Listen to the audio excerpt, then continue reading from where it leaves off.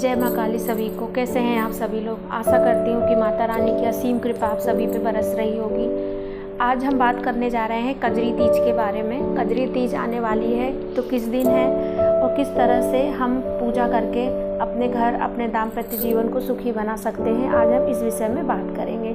तो वीडियो में आगे जाने से पहले आप मेरे चैनल को लाइक एंड सब्सक्राइब ज़रूर कीजिएगा, जिससे कि और भी त्यौहार और भक्ति से जुड़ी जानकारियाँ आपको मिल सके। देखिए 12 अगस्त के दिन कजरी तीज है। जैसे हर तीज जो होती है वो महिलाओं के लिए, सुहागिन महिलाओं के लिए विशेष होती है। इस दिन वो अपने पति की लंबी आयु के लिए, सुख समृद्धि के लिए व्रत करती हैं। वैसे ही ये तीज भी जो है ये बहुत ख़ास होती है सुहागन स्त्रियों के लिए। और जो सुहागन नहीं है, जिनकी शादी नहीं हुई है, वो अपने मनपसंद वर के लिए या शीघ्र विवाह के लिए भी यह व्रत जो है वो करती हैं।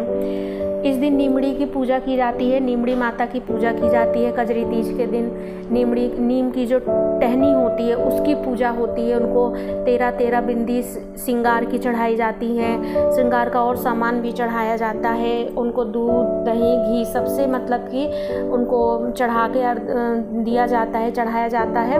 और इस तरह से नीमड़ी माता की पूजा की जाती है।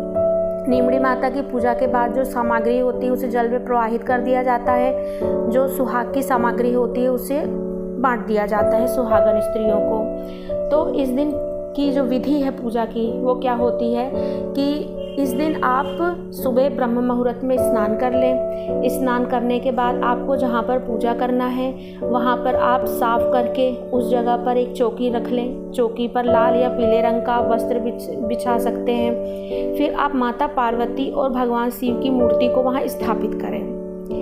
मूर्ति आप कोशिश कीजिए कि अगर आप मिट्टी से स्वयं बना पाएँ तो बहुत अच्छा है, नहीं तो आप मार्केट से भी लाकर रख सकते हैं।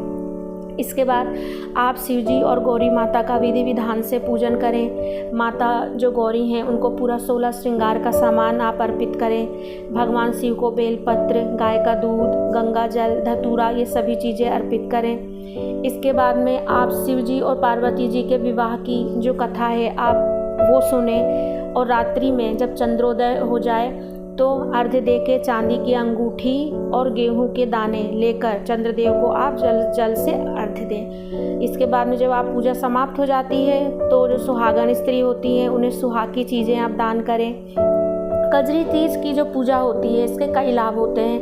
एक तो अपने पति की जो आयु को लंबा करने के लिए, पति की लंबी आयु के लिए व्रत किया जाता है, सुख समृद्धि के लिए व्रत किया जाता है। इसके साथ साथ आप कजरी तीज का व्रत रहते हैं तो बहुत से दुखों से मुक्ति पा सकते हैं। आप ग्रहों के जो प्रभाव होते हैं उनको कम कर सकती हैं। आप समृद्धि, सफलता, स्वस्थ जीवन, संतान की प्राप्ति के लिए भी कजरी तीज रख सकती हैं। सुखी वैवाहिक जीवन के लिए भी आप कजरी तीज रख सकती हैं। कजरी तीज रखने से मान लीजिए कि अगर आपके जीवन साथी के अगर किसी भी कार्य में आपके पति को सफलता नहीं मिल रही है, कारोबार में, रोजगार में, तो आप उस दिन माता गौरी से और शिवजी से प्रार्थना कर सकती हैं। माता गौरी और शिवजी जो हैं वो उस दिन आपकी हर मनोकामना की पूर्ति करेंगे, हर बात सुनेंगे आपकी। ठीक है। घर में बरकत के लिए भी आप व्रत रख सकती हैं। बरकत की भी मनोकामना से आप व्रत करिए, वो भी बोलिए। देखिए भोलेनाथ तो बहुत भोले हैं, आपकी जो इच्छा है आप उस दिन व्रत हैं आप बोलेंगी तो आपकी हर इच्छा भगवान पूरी करेंगे। अब कजरी तीज की कथा सुनिए। सब होने के बाद में आप जो है वो पारण कीजिए। अगर आप में सामर्थ्य है तो आप पूरा दिन निराजल व्रत रहिए, निर्जला व्रत रहिए।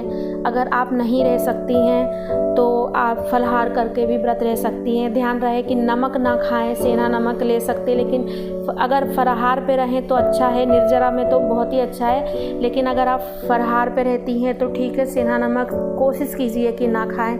लेकिन अगर बिल्कुल ही स्वास्थ्य सही नहीं है तो आप वो भी कर सकती हैं। तो ये सब आप करके व्रत रहिए और शिव जी और माता पार्वती जी की विशेष कृपा को पाइए। जय माँ काली, जय माता दी।